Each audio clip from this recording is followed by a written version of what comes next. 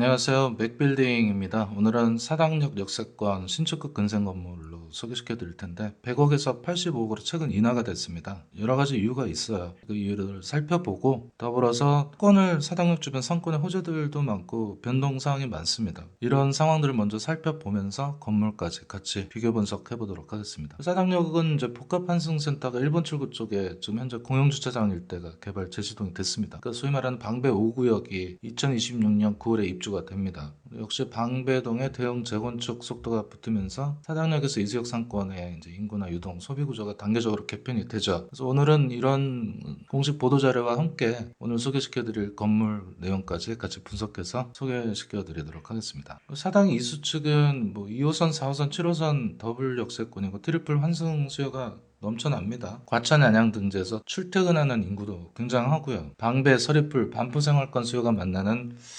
환승지이기도 하고 배후 주거지이기도 하면서 직주 근접 지역이기도 합니다. 그래서 3박자가 갖춰져 있는데 여기 앞서 말씀드린 복합 환승센터가 개발에 다시 시동이 됐다는 점. 그래서 완공되면 사당역이 또 굉장히 혼잡하잖아요. 이런 게 해소가 되고 안 그래도 그 상업지역, 업무지역이 많이 발달이 돼 있는데 더 기능이 추가로 활성화될 여지가 충분합니다. 방배권 재건축도 활발하죠. 시공사 선정이 됐고 분양에 들어가면서 일대 만 가구 규모의 신축 아파트 벨트가 형성 중이기도 합니다. 그래서 이 두 축이 두 가지 내용만으로 해도 상권 체류 시간 증가되고 객단가가 상승하고 그래서 자연스럽게 임대료 재평가 흐름이 발생하게 되는 겁니다. 굉장히 좋은 지역이고 호재가 많은 지역이죠. 사당 1번 출구 쪽에 복합환승센터 얘기를 하지 않을 수 없는데 어쨌든 완공이 되면 굉장한 변화가 많이 일어날 것이다. 다만 뒤에도 말씀드리겠습니다만 목표 준공 연도가 2034년이에요. 진행했다 안 했다 이렇게 변동이 많았는데 리스크가 될 수밖에 없습니다. 근데 만약에 이렇게 되면 상권에 어떤 영향을 미칠 것인가? 당연히 대중교통 환승이 많이 이루어지게 되고 버스도 광역버스들 같은 경우도 직결이 되지 않습니까? 그래서 유동량은 절대적으로 증가할 수밖에 없죠. 주변으로 업무나 상업 문화 이런 게 직접적으로 모여질 수밖에 없으니까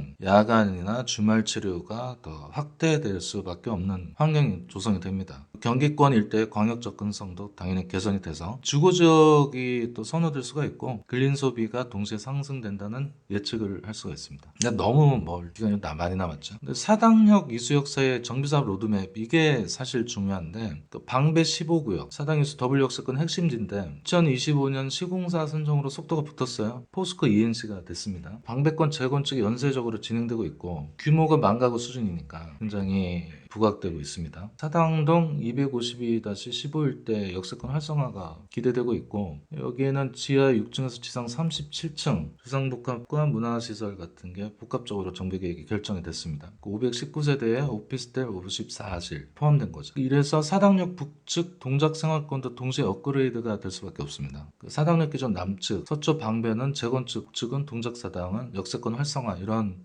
호재들이 있다는 거죠. 그러니까 사당 이수상권이 원거리 환승 수요가 단순하게 있는 것이 아니라 질적으로 높게 상승이 되는 근린생활시설, 주거 수요를 함께 흡수하는 구조로 바뀔 수밖에 없습니다. DHC 방배 굉장합니다. 총 3064세대가 들어오게 되는데 입주 시점은 2026년 9월이 예정이죠. 향후 사정에 따라서 변동 가능합니다만 대형 아파트 단지라서 기대가 상당하고요. 사당 상권에 어떤 파급 효과가 주느냐 정량적으로 좀 가늠해 봤을 때 3064가구에서 평균 가구원을 2.3인에서 2.5인으로 가정을 했을 때 7,000명에서 7,600명이 상시 주거 인구가 됩니다. 당연히 이 사당 이수 생활권 이용 비중이 높아지겠죠. 그러니까 카페나 식음료, 의료, 피트니스, 교육 수요가 단계적으로 증가할 수밖에 없습니다. 이 지역뿐만이 아니라 다른 신축, 신규 신도시 일대도 비슷한 성향을 좀 보이는데 입주 초기에는 생활 편의형 시설이 많이 늘어나요. 편의점이라든가 마트, 배달, 아이들 관련된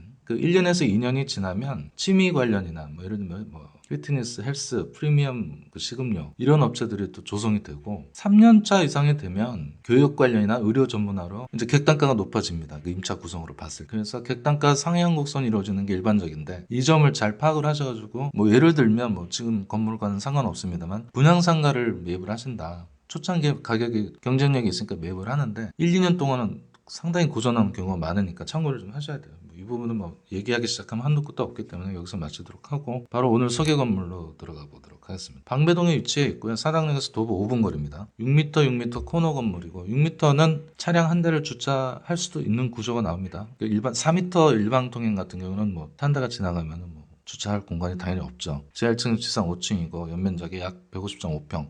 엘리베이터 있고요. 자주식으로 주차 4대 가능합니다. 2023년 10월 26일 준공 떨어졌고 지금 통임대로 임대를 계속 구하다 보니까 임대가 잘 되고 있지 않아요. 통임대를 왜 고집하시는지 모르는데 뭐 이유가 있겠죠. 근데 어찌됐든 시간이 좀 지났지 않습니까? 지금 예상 임대 통임대 기준으로 봤을 때 보증금 2억 1천에 월세 2천만 원 순으로 구하고 있는데 시간이 지나다 보니까 얼마 전까지 이게 100억에 진행됐었는데 아무래도 현금 사정, 현금 흐름이 문제가 좀 됐겠죠. 85억으로 진행합니다. 근데 주의해야 될 것은 임차 구성이 다 완료가 되면 85억으로 진행할 이유가 없어져요. 다시 100억으로 올라갈 겁니다. 위치는 뭐 사당역이니까 더블역세권 2호선, 4호선 입지가 되는 거고요. 건물 간략한 정보는 이렇습니다. 현재는 통임대를 원하고 있지만 뭐 저희들 입장에서는 통임대도 좋은데 통임대가 갖춰야 될 거면 장기 기간으로 임차 기간이 장기로 임차가 보장이 돼야 되고 당연히 3.5% 이상 수익률이 나오느냐. 통임대가 대체로 수익률이 낮거든요. 굳이 그렇게 살 필요가 있겠느냐. 근데 왜 통임대를 고집하냐면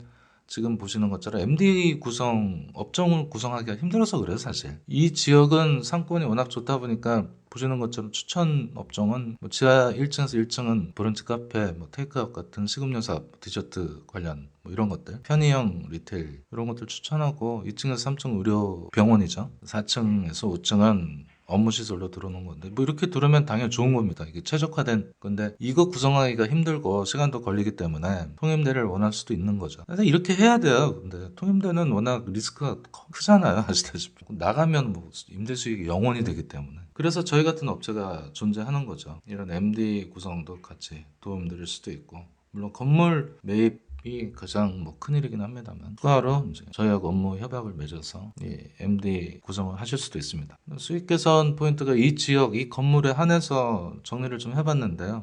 어쨌든 코너니까 코너 가시성을 극대화할 필요가 있겠다. 좀 전에 말씀드린 층별 MD 차별화가 필요하다. 그리고 세 번째는 이게 평일하고 주말 시간대 분할 가격 정책을 쓰면 어떻겠냐. 예를 들면 여기가 직장인들이 굉장히 많은 곳이니까 평일 낮에는 직장인들 대상으로 해서 가격 조정하고 평일 저녁이나 주말에는 방문객들 대상으로 하는 가격으로 해서 혼합단가 전략을 펼칠 필요가 있겠다 생각이 듭니다. 뭐 4번, 5번 같은 경우에는 뭐 앞서서 충분히 말씀드렸으니까 넘어가도록 하고요. 근데 이 사용을 그럼 어떻게 하겠느냐 이제 회사 입장에서 혹은 뭐 개인 입장에서 이렇게 봤을 때 법인이 직접 사용한다고 하면은 구분을 해야겠죠. 상층부 오피스로 구성을 하고 하층 브랜드 쇼룸으로 구성을 한다. 요즘 유행하는 뭐 체험형이라든가 상담이라든가 뭐 이렇게 되면 자체 브랜딩은 당연히 되는 거고 채용이나 영업도 동시에 효율적으로 업무를 볼 수가 있습니다. 전면 임대를 한다라고 하면 당연히 공실 리스크가 낮아질 거고요. 현금으로는 안정이 됩니다. 임차 구성을 적당하게 잘 섞어서 정교하게 잘 섞어서 추진하게 된다면 0.5%에서 1.0%포인트까지 수익률이 개선될 여지가 충분하죠. 뭐 혼합은 당연히 섞어서 하는 거고 어쨌든 뭐 저희가 추천드리는 건 정교한 MD 구성입니다. 리스크도 한번 보셔야죠. 뭐 환승센터 얘기를 했습니다만 길 건너에요. 이쪽에. 목표 완공이 2034년이고 지금 진행됐다 말았다 했던 시간이 또 길었기 때문에 기간이 길다. 그래서 속도나 스펙 변동 가능성에 대비를 해야 된다는 점이고요. 공사 영향도 당연히 있겠습니다. 공사 기간 동안 뭐 교통 흐름이나 소음 같은 게 문제가 되고요. 그래서 저층 업종은 뭐 이 지역에 한해서입니다만 공사 기간 중에서 임대료 완충 조건의 협의가 요구를 받을 수가 있다. 그리고 당연히 금리 자금 시장의 캡레이트 스프레드 점검하셔야 됩니다. 리파이낸싱 옵션 사전 협의도 하셔야 되는데 주택 건물 부동산 정책을 좀 타이트하게 쪼이는 입장이니까 그러나 건물 관련해서 대출로 한정을 한다면 담보 가치가 높기 때문에 대출에는 문제는 없어요. 개인이냐 법인이냐 매수하는 입장에서 여전히 개인은 감정가 대비 대출 금액이 낮고요. 법인은 감정가 대비 대출 금액이 8, 90% 이상은 충분히 나옵니다. 현재 이 건물에서 공실 리스크, 공실이니까 추정 수익률이 2.9%로 보는데 그 요구 조건이 브랜딩이에요. MD 최적화가 없으면 재평가 속도 늦어질 수가 있습니다. 상권은 우상향 하는데 이 MD 구성을 잘 하지 못하고 있다. 그러면은